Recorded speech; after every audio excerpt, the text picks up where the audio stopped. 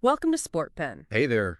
Today we're diving deep, really deep, into a team that basically owned a decade, the 1990s Chicago Bulls. The Bulls dynasty. Hard to overstate their impact. Exactly. Yeah. And we're going to go beyond just the wins, the highlight reels.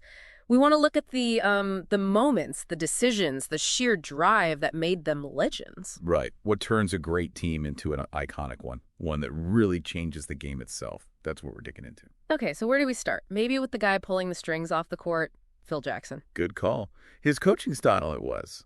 Well, it wasn't the norm, was it? Not at all. None of that yelling, demanding stuff you often saw. He was focused on something different, like reducing the ego factor, empowering the players. Yeah, decentralizing things. It wasn't about him being the absolute authority. He wanted the players to think for themselves during the game.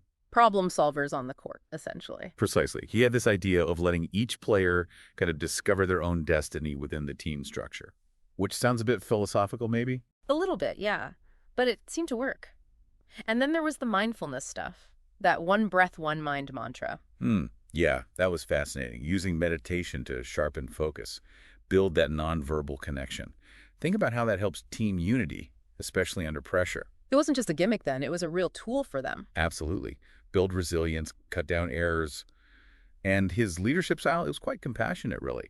Creating an atmosphere where players felt supported could grow. And this is really interesting, his connection to indigenous cultures.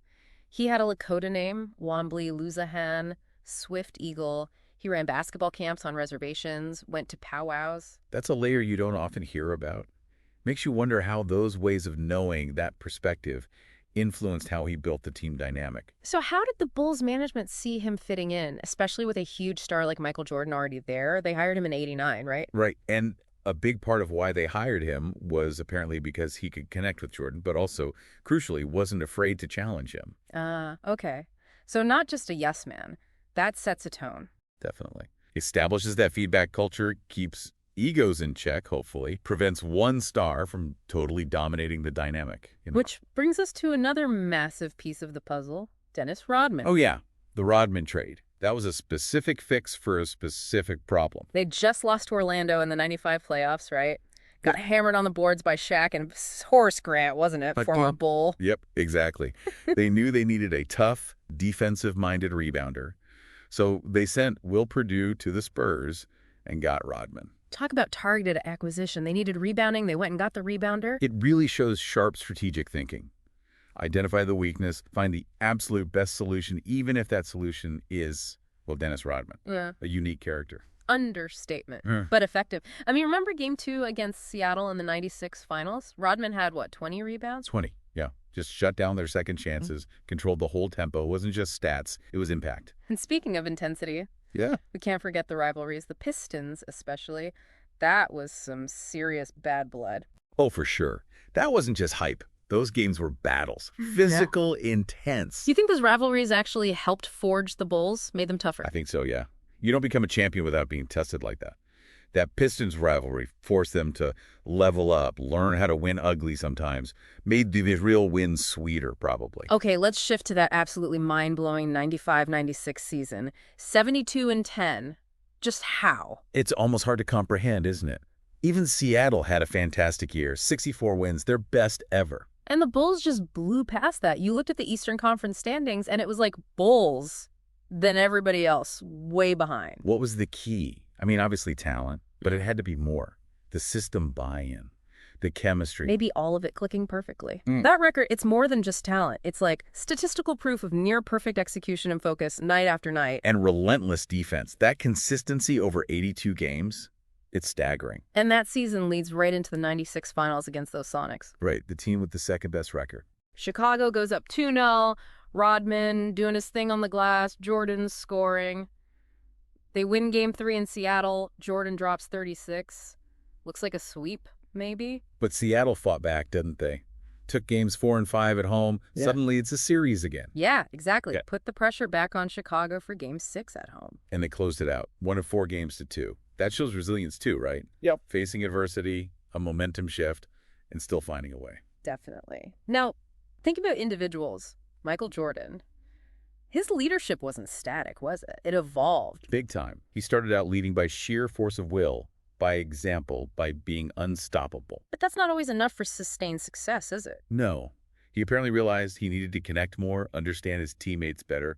That confrontation with Steve Kerr is often mentioned as a turning point. Right, learning that empathy, maybe, understanding how to motivate different guys in different ways, not just demanding perfection. Exactly. Moving from just being the best player to being the best leader for that team. That's a huge leap and crucial for a dynasty.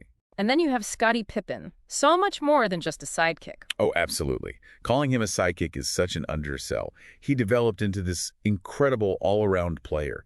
Defense, playmaking, scoring when needed. And he didn't try to be Jordan. He had his own style, and it complemented Jordan perfectly. Made everyone else better, too. That balance was key. Pippen's maybe quieter leadership, his versatility, it allowed Jordan to be Jordan, but it also held the team together in other ways. He was the glue sometimes. You could argue that, yeah, a foundational piece for sure. Which kind of leads to this interesting idea someone floated, the Rodman paradox. Ah, I like that. Explain that one. The idea is that a player with such a specialized elite skill like Rodman's rebounding and defense becomes disproportionately hard to replace, maybe even harder than a star scorer. Because that specific contribution is so unique and so vital to the team's formula. Exactly. You can find scoring elsewhere, maybe. But can you find that level of defensive disruption and board control? Probably not. That forces you to value things beyond just points per game, doesn't it? It highlights how crucial those less glamorous roles can be. Rodman getting those extra possessions, stopping the other team's flow.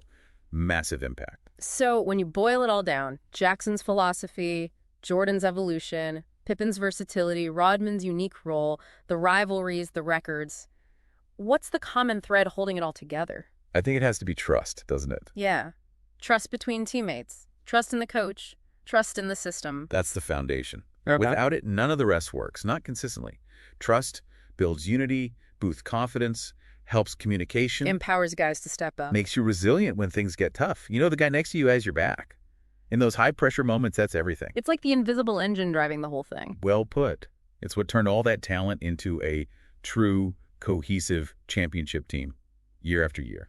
So looking back at the 90s Bulls, it's so much more than just the trophies, isn't it? Oh, absolutely.